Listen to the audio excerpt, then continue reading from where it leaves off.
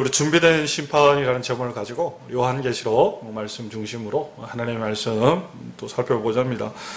요한계시록은 비유와 굉장히 상징적인 내용들이 많이 이렇게 나타나 있습니다. 그래서 말씀의 그런 예언적인 부분들에 대해서 그런 어떤 상징의 특징들로 기록되어져 있다 보니까 우리가 보기에 굉장히 어렵고 또 난해한 그런 책입니다. 그리고 또 심판에 대한 내용들이 기록되어져 있으니까, 종말적인 심판에 대한 내용들이 기록되어져 있으니까 사람들이 요한계시록을 볼 때 굉장히 이렇게 부담감을 많이 사실은 가지고 두려움을 많이 느끼는 책이 계시록의 말씀입니다.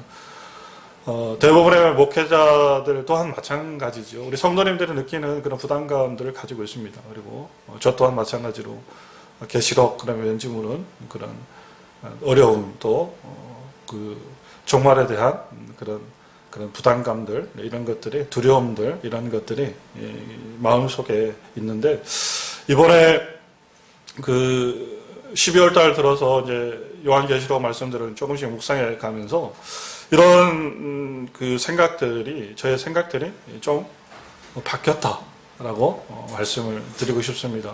굉장히 부담스럽고 어렵고 또 두렵고 떨리는 책으로서 요한계시록이 아니라 요한계시록의 말씀이 사실은 소망이 있고 굉장히 기쁘고 그리고 감사한 그런 책의 내용들이 요한계시록이다라는 것이 이렇게 마음속으로 또 생각 가운데 음을 발견하게 되었습니다.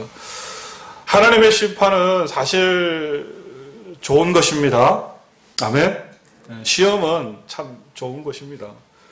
그래서 요한계시록 6장 9절 10절 말씀해 보니까 순교로 하나님 나라 가운데 죽음을 당한 자들이 하나님을 향해서 신원합니다. 하나님을 향해서 탄원을 하는데 그 내용이 뭐냐면 빨리 하나님이 이 땅을 심판하여 주십시오라고 탄원을 해요.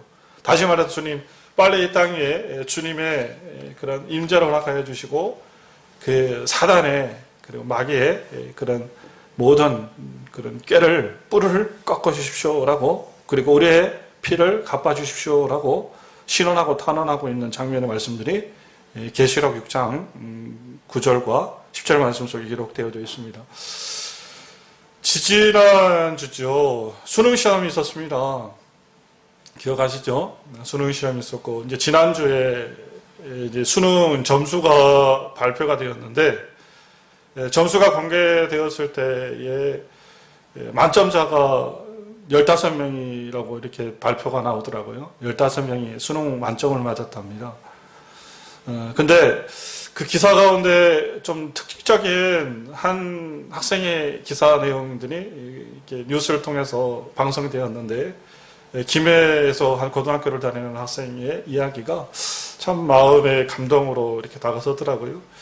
근데 그 친구는 뭐 가정도 굉장히 어려운 친구더라고요. 이렇게 부모님, 이제 엄마 밑에서 혼자 공부를 하는 학생인데, 그런 어려운 상황 속에서 처음에 학교에 들어가서 시험을 봤는데 뭐 127명 중에 126등을 했더라고요. 거의 꼴찌에 가까운 그런 스타트를 끊어서 이제 시작을 했는데, 그 친구가 마음을 다잡고 뭐 공부를 포기할까, 중도에 뭐 다른 길을 갈까 고민을 하다가 주위에서 이제 뭐 선생님들이나 사람들의 말을 통해서 마음을 다잡고 이제 3년 동안 열심히 공부했다라는 내용이죠. 다른 사람 잠잘 때 잠 줄여가면서 아침에 일찍 일어나고 또 밤에 늦게 자고 그러면서 공부를 했다라는 거예요. 그 결과가 어떻게 되었냐? 만점을 가진 거예요, 만점을. 그래서 이게 이제 뉴스로 대서특필 되어지고 또 그 친구의 그런 훌륭한 그런 모습들이 보여지더라고요.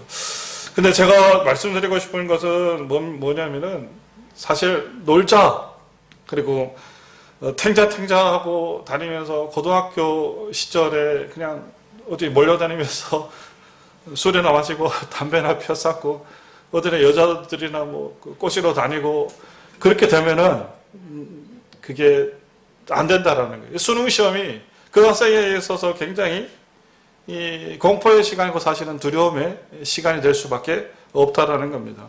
열심히 시험 공부한 친구에게 시험은, 수능은 어떻게 보면은 잔치의 시간이고, 어떻게 보면은 인생의 소망과 또 기쁨의 시간이 될 수가 있다라는 것이죠.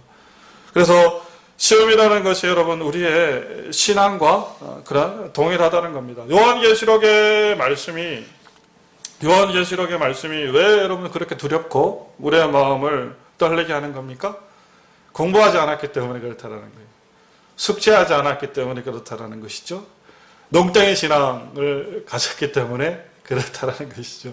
신앙생활 잘하고 하나님 은혜 가운데 잘 준비된 인생을 살았으면은 오히려 여러분 주님 뭐 빨리 오십시오 그러지 않겠습니까? 빨리 오셔서 이 험악한 인생, 괴로운 인생을 주님 좀 성량해 주십시오, 구해 주십시오라고 주님 오십시오라고 하지 않았겠습니까? 마치 우리 아이가 집에서 부모님이 시키지도 않았는데 집 아이가, 초등학교 아이가 그냥 집에 청소를 열심히 해놔서 지 나름대로 청소도 하고 막 설거지도 해놓는 거예요. 엄마 아빠가 외출한 사이에. 그러면은 그 아이가 부모님 칭찬받고 싶어서 야 우리 엄마 왜 빨리 오지 않나, 왜 빨리 오지 않나 기다리지 않겠어요? 밤에는 사고뭉치 쳐가지고 집에다가 뭐 하다가 놀다가 그냥 그릇 깨놓고 그냥 뭐 거울 깨놓고 막 저질해놓고 엉망진창을 했으면은 우리 엄마가 빨리 안 왔으면 좋겠다 이렇게 생각을 하지 않겠습니까? 그렇듯이 우리가 정말 신앙을 기다리지 못하는 이유는 어디에 있다? 우리가 온전한 신앙과 믿음을 붙들지 못했기 때문에 그렇다라는 거예요. 주일마다 얼마나 많은 말씀의 내용들이 우리 성도님들 가운데에 선포되어집니까? 우상을 섬기지 말아라. 예수를 잘 믿어라. 그리고 깨어있는 신앙을 가져라. 믿음을 가지고 인내해라. 소망 대신 예수님만 바라봐라. 세상과 하나님을 겸하여 섬기지 말아라. 얼마나 많은 말씀들이 매 주일마다 또 수요일마다 또 시간마다 우리들에게 선포되어지고 있습니까? 근데 우리가 그것에 붙들지 못하고 챙기지 못하고 그 마음의 중심을 다 잡지는 못했기 때문에 우리가 종말의 신앙을 두려워하고 종말의 신앙을 우리의 삶 속에 부담감을 가지고 살아간다는 것이죠. 우리의 정원교회 믿음의 백성들은 시험을 준비하고 종말을 준비하는 그런 은혜의 역사가 있으시기 바랍니다. 징조받는 삶으로 하나님의 나라의 때를 위해서 살아갈 수 있는 그런 은혜의 축복이 있으시길 바랍니다. 우리가 믿음을 굳건히 붙들고 살아간다면은, 그리고 순종하고 충성된 삶을 살아간다면은 요한계시록의 이 말씀이, 심판의 말씀이 우리들에게는 상급의 말씀으로 다가올 것이라는 것이죠. 아멘. 이 말씀이 부담감으로 우리들에게 느껴지는 것이 아니라 정말 이 말씀이 하나님이 주시는 꿀과 같이 단 꿀송이의 말씀처럼 우리들에게 다가설 것이라는 것이죠. 여러분, 우리가 하나님의 은혜 가운데 내일을 준비하며 마라나타 주 예수님 어서 오십시오. 지금 당장 주님이 오셔도 나는 겁날 것이 없습니다. 할렐루야. 이런 신앙과 믿음으로 살아갈 수 있는 우리 귀한 믿음의 백성들이 되시기를 바랍니다. 주님 오심을 여러분 소망하시기 바랍니다. 나는 두렵지 않습니다. 나는 떨리지 않습니다.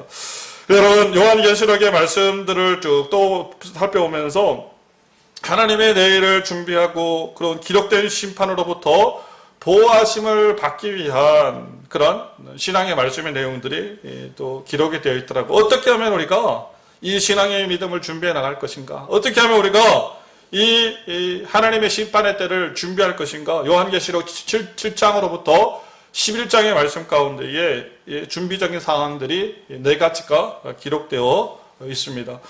먼저 여러분, 심판을 준비함에 있어서 하나님의 종말을 준비함에 있어서 우리들에게 정말로 중요한 것이 뭐냐면은 인치심을 받아야 된다는 거예요. 오늘 성경의 말씀이 읽었던 본문의 말씀이죠. 성령의 인치심을 받을 때에 어떻게 되어지더라? 다른 천사가 우리를 해하지 못하는 결과를 가져오게 되어지더라는 거예요. 우리 7장 1절 말씀에 기록되어져 있는 것처럼 사방에서 바람이 불어요. 사방에서 바람이 막 불어요. 이 바람이 어떤 바람이냐면은 환란의 바람이요. 환란의 바람. 환란의 바람이고 사방의 바람이 사방에서 불어오는 거예요. 확 불어오죠. 진짜 살아보니까 그렇죠? 진짜 그렇습니다. 어디서 어떤 문제가 어떻게 생길지 아무도 모르는 거예요. 그냥 뭐 생각하지도 않았던 일들이, 우리가 꿈꿔오지도 않았던 일들이 주위에서 막 일어나요. 바람처럼 일어나요. 진짜 바람처럼. 근데 이 바람을 어떻게 해요? 주님께서 붙들고 계신 거예요. 주님께서. 하나님의 백성에게 바람이 불지 못하도록 주님께서 이 바람을 붙들고 계신 거예요. 그리고 사람들을 해하려고 하는 자들을 향해서 주님께서 말씀하시는 거예요. 인치기까지. 그들의 이마에 뭐하기까지? 인치기까지 그들을 해하지 말아라. 그들을 해치지 말아라. 라고 성경은 말씀하고 있더라는 겁니다. 여러분, 인을 친다라는 게 뭡니까? 인을 친다라는 게 뭐예요? 도장을 찍는다라는 거예요. 도장. 그래서 성경을 우리가 인을 말씀이라고도 이야기를 하고, 요한복음 3장 30절 말씀 속에 말씀이라고도 이야기하고, 에베소서 1장 13절 말씀에 성령이라고 이야기를 하는 거예요. 근데 어쨌든 인을 친다라는 것은 성령의 강력한 바람으로 우리의 마음속에 말씀을 새겨 넣는 거예요. 그렇죠? 그것이 인친다라고 표현을 하는 겁니다. 도장을 주님께서 찍으신다라는 거예요. 할렐루야. 여러분, 여기 우리 앉아 계신 성도님들 가만히 앉아 계신 것 같지만은 지금 주님께서 우리 성도님들 이마에다가 지금 뭐 찍고 계신 거예요? 도장 찍고 계신 거예요. 도장 찍는다라는 표현은 뭐예요? 너는 누구 거다? 내 거다. 할렐루야. 누구 거라는 거? 하나님 거라는 거, 하나님의 거. 하나님께서 여러분의 이마에다 도장을 찍을 때는 바로 우리 성도님들이 세상에 속한 사람들이 아니라 누구에게 속한 사람? 나에게 속한, 하나님께 속한 사람이라고 주님께 도장을 찍는다라는 거예요. 그 성령의 도장을 우리 이마에 받아야 될 줄 믿습니다. 그리고 중요한 것은 여러분, 이 도장이라는 것은 쌍방도장이 돼야 돼요. 할렐루야. 주님은 야곱을 향해서 오늘도 도장을 찍고 계신데 나는 맨날 그냥 이 서류, 이 봉투 가지고 그냥 서류 가지고 도망만 다니면 안 되는 거예요. 계약이 성사가 안 되는 거예요. 계약자도 찍고 누구도 찍고 나도 찍고 그래야 이게 쌍방 합의가 되어지는데, 주님은 오늘도 너희는 나의 자식이라고 손을 내밀고 손을 붙들라고 여러분 도망 다니고 있는 아이를 마치 쫓아다니면서 잡으려는 것처럼 그렇게 주님은 원하시는데, 우리는 그냥 미꾸라지가 돼가지고 어떻게든 피하려고 이렇게 피하고 저렇게 피하고 그렇게 피하는지 모릅니다. 한 여름철, 한 봄철에, 여러분 그런 기억이 있어요? 한 봄철에 날씨가 그냥 따뜻하게 내려질 때, 야, 이제 겨울이 지나고 봄이 왔구나 하고 창문을 확 여니까 밖에서 뭐가 들어오는 거예요? 나비가 한 마리가 그냥, 봄나비가 그냥 넘실넘실하다가 방으로 쏙 들어오네. 근데 가만히 있으면, 방에 가만히 있으면 그 나비가 죽잖아요, 죽어. 그러니까, 어이구, 저 나비가 이게 봄철에 이거 집에 들어오나. 잡아서 밖으로 내보내줘야겠다고 잡으려고 그러는데, 그 나비는 어떻게 하는 거예요? 도망을 가는 거예요. 그냥 손 내밀면 요리 도망가고, 손 내밀면 요리 도망가고. 사실은 잡히는 게 사는 길인데, 할렐루야? 잡히는 게 사는 길인데, 자기가 살아보려고 사실은 몸부림치는데, 살아보려고 몸부림치는 것이 죽는 길이고, 하나님 앞에 죽으려고 자기가 내어놓는 것이 사는 길인데, 그거를 모르고 살아간다는 거예요. 하나님께서 다시 우리들에게 도장을 찍으려고 하실 때, 인 찍으려고 하실 때, 성령으로 인 찍으려고 하실 때, 여러분, 주님의 그 찍힘 가운데 우리 자신을 내어놓을 수 있는 은혜가 있으시기 바랍니다. 그리고 우리의 마음을 주님 앞에 확증할 수 있는, 우리의 마음을 주님 앞에 확정할 수 있는 그런 신앙과 믿음을 가지시기 바랍니다. 도망다니는 신앙은 피곤한 신앙이에요. 고달픈 신앙이에요. 왜 내어 맡기지 못합니까? 그 흐름에 왜 내 자신을 내어 맡기지 못합니까? 여러분, 주님의 잊으시는 그 은혜 가운데 내어 맡길 수 은혜가 있으시기 바랍니다. 그래야 우리가 종말 신앙을 이겨낼 수 있는, 피어낼 수 있는, 심판을 이겨낼 수 있는 능력과 권능이 생기게 되어진다는 겁니다. 그리고 여러분 7장, 그리고 요한계시록 7장 9절 말씀으로 기록되어진 말씀을 보니까요, 흰옷 입은 사람들이 등장을 해요. 흰옷 입은 사람들이. 이 흰옷 입은 사람들이 14만 4천 명의 사람들이라는 게, 우리의 말세지만 하나님께 선택한 14만 4천 명의 사람들이 큰 무리를 이루어가지고 흰옷을 입고 손에 종려나무 가지를 흔든다는, 이게 승리를 의미하는 거예요. 이야, 승리를 냈어요. 인치심을 받고 주님의 은혜 가운데 주의 백성이 되었어요. 그래서 큰 무리가 되어서 우리 저금교회 성도님처럼 한 자리에 모여가지고 할렐루야 하나님 찬양합니다. 큰 소리를 외쳐주고 구원을 외치고 하나님의 영광을 외치고 막 그냥 찬양을 한다는 거예요. 그때 13절 말씀 속에 장로 중에 한 사람이 응답하여 이르되 흰옷을 입은 자들이 저들이 누구냐 어디서 왔냐 라고 얘기를 하니까 14절 말씀 속에 뭐냐면은 큰 환난 가운데서 이긴 자들이라는, 큰 환난을 뚫고 나온 사람이 어려움을 견디고 나온 사람들이라고 얘기를 하는 거예요. 그리고 나서 어린 양의 피에 그의 옷을 씻어 희게 하였다라고 이야기하고, 그들이 흰 옷을 입었는데 그 흰 옷은 누구의 피로? 예수의 피로 정결함을 입었다라고 지금 성경은 기록을 하고 있습니다. 예수의 피는 우리를 보호하는 능력과 권능이 됨을 믿습니다. 예수의 피로 우리 안을 정결케 하고 거룩케 하는 귀한 삶을 살아가시기 바랍니다. 지저분하고 너저분하고 더러운 곳에는 바퀴벌레가 꼬인다라고 얘기를 드렸죠. 지저분하고 더러운 곳은 바퀴벌레가 꼬일 수밖에 없어요. 죄로 간영하는 곳에는 해가 임할 수밖에 없습니다. 죄로 덕지덕지하는 곳에 여러분 고통이 따를 수밖에 없다니까요. 세상 가운데 대부분의 사건 사고들을 한번 보시기 바랍니다. 어떤 곳에서 문제들이 일어납니까? 죄가 간영하는 곳에서 문제가 일어나는 거예요. 죄가 간영하는 곳에. 죄가 간영하는 곳은 여러분 그냥 사람만이니까 여러분 득실득실하는 거예요. 그 안에서 우리가 같이 더불어 살아가면은 우리가 해를 당할 수밖에 없다라는 겁니다. 날마다 주님 앞에 깨끗함을 입을 수 있는 은혜가 있으시기 바랍니다. 회개하시기 바랍니다. 평생 회개하시기 바랍니다. 죽는 순간까지 하나님 앞에 회개의 삶을 살아가시기 바라요. 회개의 삶을 살아가는 것, 깨끗함을 입을 수 있는 삶, 그것이 여러분 흰옷을 입는 삶이라는 겁니다. 이것이 종말을 살아가는 종말신앙의 자세라는 거예요. 아멘. 흰옷을 입으셔야 우리가 종말을 이겨낼 수 있는 능력과 힘이 생긴다라는 겁니다. 그리고 종말을 이길 수 있는 우리가 세 번째를 보니까 우리 요한계시록 10장 8절 말씀 속에 기록되어져 있죠. 말씀을 먹어야 되는 거예요. 두루마리 비유가 기록되어져 있습니다.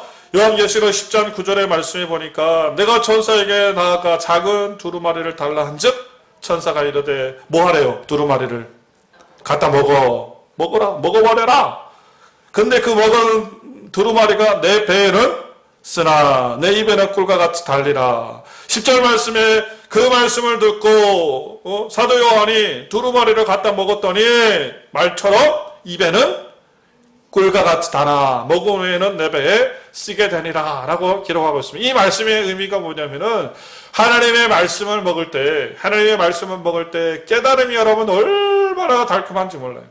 사실 오늘도 마찬가지일 거예요. 여러분 하나님의 말씀을 들을 때 하나님의 말씀이 여러분의 삶 속에 깨달음으로 다가오면은요, 그 말씀은 어떤 세상에 주는 그런 달콤함보다가 더 달콤하고 더 내 마음속에 감동과 감화의 물결로 내 심령 가운데 임하는 겁니다. 그래서 그 말씀이 입에 달다라고 표현을 하는 거예요. 근데 여러분 배에는 왜 쓰다라고 표현을 합니까?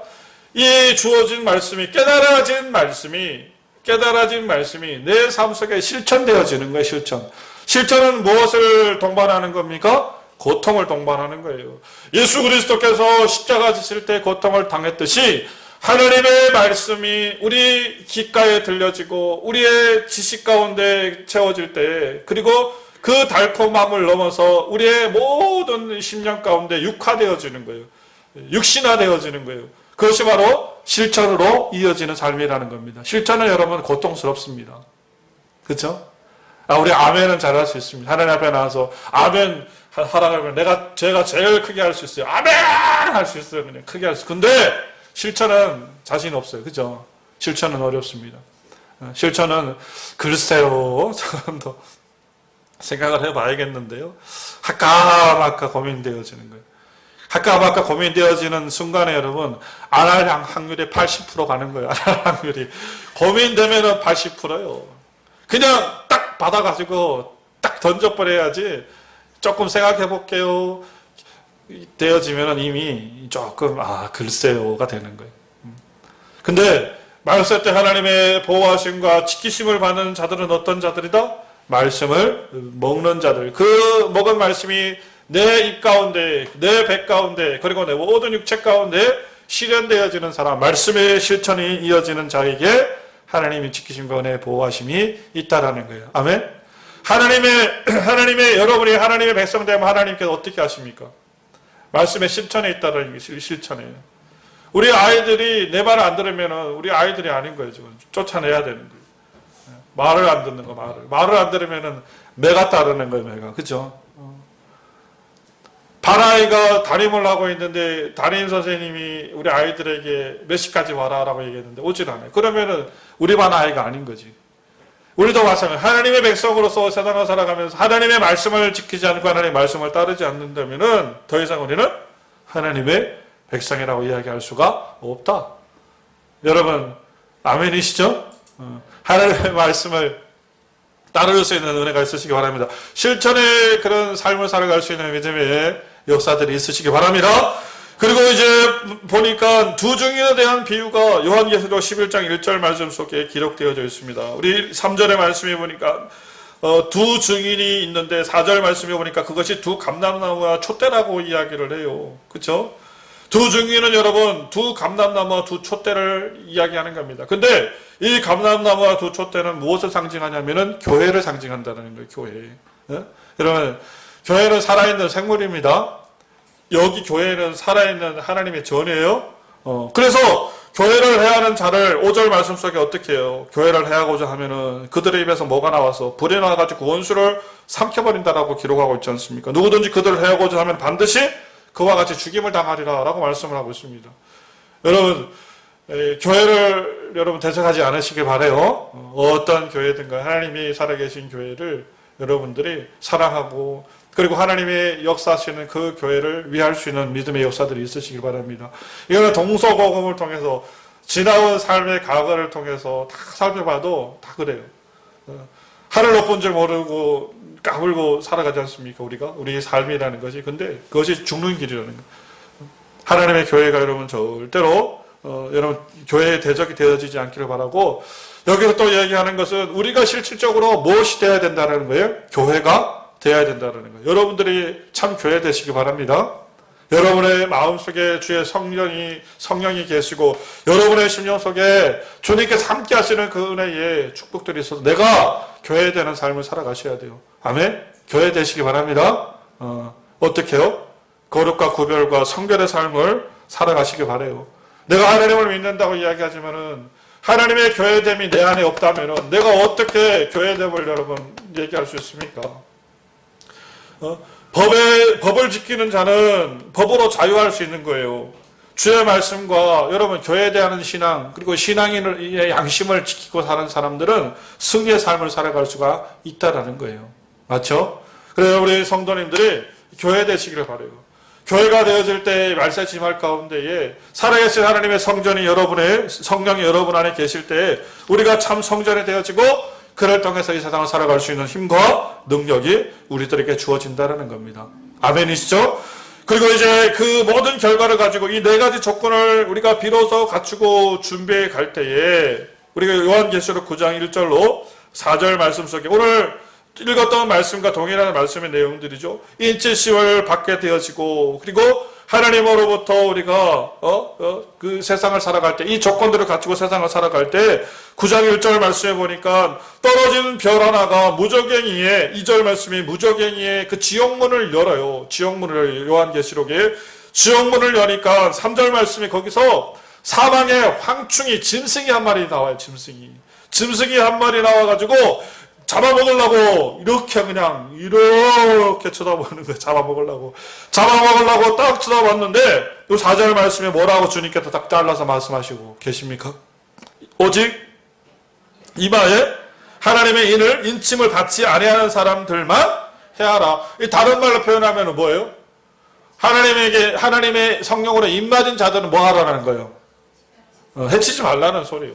그러니까 앞에서 제가 지금까지 얘기했던 이런 조건들을 갖추고 살아가는, 그러니까 요한계시록 할아버지가 와도 하나님의 심판의 말씀이 아무리 강력하게 임하여도 내가 무엇이 되면은, 하나님의 사람이 되면은 이 악한 시대 가운데 내가 이 세상의 악함으로부터 나는 뭐 할 수 있다라는 거예요. 지킴을, 보호하심을 받을 수가 있다라는 거예요.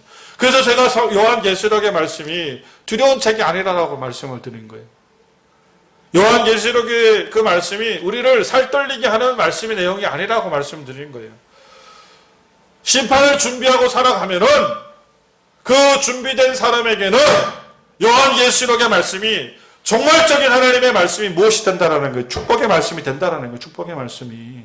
아멘? 제대로 신앙생활을 하지 못하니까 두렵고 떨리는 거지. 그렇죠? 당장 내가 눈을 감는 그 순간이 개인적인 종말 앞에서도 내가 두려워하지 아니하고 개인적인 그런 죽음 앞에서도 내가 두려워하지 않을 수 있는 이유는 오직 하나에 있다라는 거예요. 하나님의 그 나를 준비하고 살아갈 때 그것이 가능하다는 거예요. 아멘? 그래서 바라기는 우리 정읍교회 성도님들이 그런 삶을 살아갔으면 좋겠다.